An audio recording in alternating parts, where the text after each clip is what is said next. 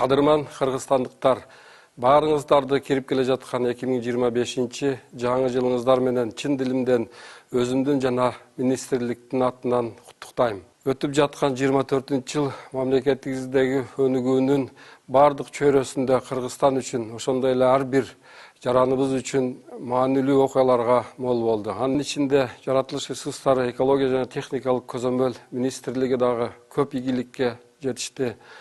Алардын маанилүүлөрүнө токтолуп кетсем, биздин министрлик бир топ эл аралык иш-чараларга катышып, көптөгөн биздин мамлекетибизде болуп жаткан экологиялык жана кен байлыктарды пайдалануу жаатындагы көптөгөн эл аралык иш-чараларга катышып, ошол тармактагы көйгөйлөр боюнча жолугушууларды өткөзүп, көптөгөн келишимдерге кол койду.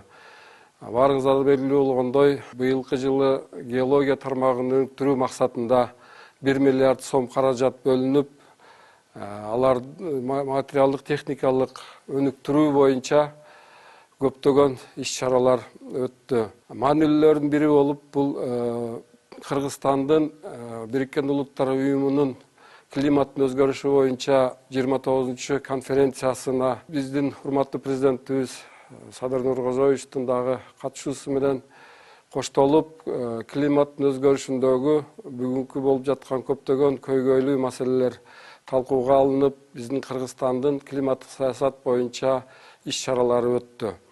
Андан сырткары Бишкек шаарында Майнекс Борбордук Азия 10-чы геологиялык форуму болуп өтүп, көптөгөн инвесторлор менен биздин мамлекеттеги кен байлыктарды казып алуу жана иштетүү боюнча келишимдерге кол коюулар болду. Жалпысынан алганда, мамлекеттин минералдык чийки-зат базасын өнүктүрүү максатында быйылкы 24-жылдын башында алтындардын запасы 847 тонна болгон болсо, 187 тонна кошумча быйыл кабыл алынып, алтындардын запасы 1000 тоннадан ашты. Министрлик 24-жылды ийгиликтүү аяктап, 25-жылдарга дагы көптөгөн пландарды коюп, кыргыз элине кызмат кылууга даяр.